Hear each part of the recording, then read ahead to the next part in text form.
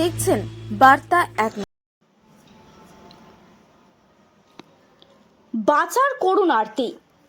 চা বাগানে ঝোপ জঙ্গলে ঢাকা আবাসনে পড়ে মা ও ছেলে। সুচিত্রা সেন অভিনীত কাজল জয়ী বাংলা সিনেমা দ্বীপ জেলে যায়ের কথা অনেকেই জানেন। সেখানে মানসিক হাসপাতালের নার্স রাধা তার রোগীদের প্রতি এতটাই একাত্ম হয়ে পড়েছিলেন যে শেষে নিজে মানসিক রোগীতে পরিণত হন। কাহিনীতে সামান্য কিছু বদল থাকলেও নাগরাকাটার ভগতপুর চা বাগানের অবসরপ্রাপ্ত শুক্লা চক্রবর্তী জীবনে হুবহু একই প্রতিচ্ছবি। মানসিক ভারসাম্যহীন একমাত্র ছেলে সহ তিনি শুধু কোনো রকমে বেঁচে রয়েছেন, সেটাও পাড়া প্রতিবেশীদের দয়ায়। একবেলা খেলে বাকি দুবেলা কি জুটবে তার কোনো নিশ্চয়তা নেই। বাগানের যে কোয়ার্টারে এক চিলেতে মা ছেলে থাকেন সেটার পরিস্থিতি কার্যত নরককুণ্ড।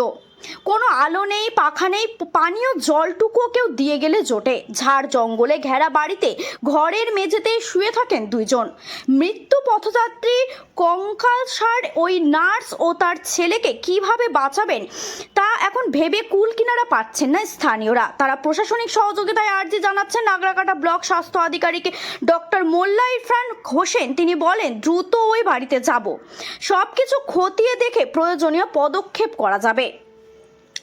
দুজনের অনাহারে দিন কাটছে। কোনো স্বেচ্ছাসেবী সংগঠন বা প্রশাসন যদি নিয়ে যেত তবে ওরা বেঁচে যেত বলে আশা করি। হাসপাতালের নার্স বিমলা মালা বলেন, শুক্লাদি যেহেতু এইখানে কাজ করতেন তাই তাকে অবসরের পরেও বাগান কর্তৃপক্ষ কোয়ার্টারে থাকতে দিয়েছেন। ছেলেটি মাকে মারধর করে, ভয়ে সামনে দিয়ে ঘরের ভেতরে আমরাও কেউ যেতে পারি না। দ্রুত কোনো পদক্ষেপ না করলে ওদের যে কি হবে তা ভেবে রাতের ঘুম উড়ে গিয়েছে। কি বলছেন শুক্লা চক্রবর্তী? জড়ানো কণ্ঠে তার বক্তব্য, আমরা তো বাঁচাতেই চাই, প্রতিবেশীরা আর কদিন দেখবে। বাঁচার এই আরতি কেউ শুনবেন কি?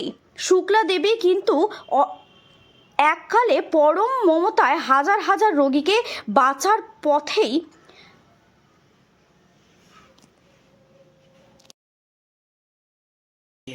हम कहे कि इसको ले जाइएगा तो मर जाएगा ना, तो बोला कि नहीं चले। हमको फिर कहा कि चलो ले चलो, मरेगा तो हॉस्पिटल में नहीं मरेगा, चलो। फिर लाद बात कर स्ट्रेचर से लाया यहाँ। सलाइन वगैरह बहुत मुश्किल से, भीड़ नहीं मिल रहा था, इधर उधर जोड़ जाड़ के जो है सो सलाइन दिया 15-20 10-15 बोतल, तब थोड़ा वो जाके इम्प्रूव किया। उसके बाद दवाई सुई दवाई मार्केट से ला के हमको दिया है, तब इम्प्रूव किया है। तब ये अपने से जब चलने फिरने लगी है तो बोली कि हमको पहुंचा दीजिए। बेटा भी पागल है, देखने की है स्थिति। हाँ, बेटा का भी इलाज नहीं हो रहा है, अब हम लोग कितना करेगा उसको। इसीलिए जो है सो फिर अपने हल्ला की कि नहीं कि हमको छोड़ दीजिए, बेटा को भी देखेंगे। बहुत 1 महीना हो गया, तो हम लोग आज सुबह में उसको घर में पहुंचा दिए। अभी उन लोगों को क्या चाहिए, आपको क्या लग रहा है? उन लोग का प्रॉपर ट्रीटमेंट हो बेटा माँ को। कोई जो है सो उनको परफेक्ट इलाज करा दे, सरकार के तरफ से हो, NGO के तरफ से हो। अच्छा, सुना है उनका एक डॉटर भी है। हाँ, क्या उनसे आप लोग संपर्क किए थे?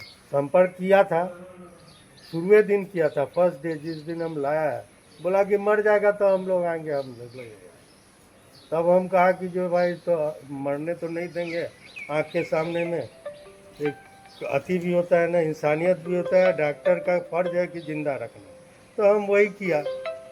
हमसे जितना हो सका मदद, जो हम लोग के स्टाफ से मदद मिला हो सका किया। हम लोग टोटल हॉस्पिटल स्टाफ 10-15 स्टाफ मिलके, हम मिलके कंपाउंडर सब मिलके उसका ही। आपका नाम क्या है? डॉक्टर सुशील कुमार सिन्हा। কি বলবো, তো সবই শুনলেন। ওইটা আমি চাচ্ছি কোনো এনজিও বা কোনো সংস্থা যদি এদেরকে নিয়ে যায় বা অনাথ আশ্রমে বা ট্রিটমেন্টের জন্য, তাহলে পরিবারটা বেঁচে যায়।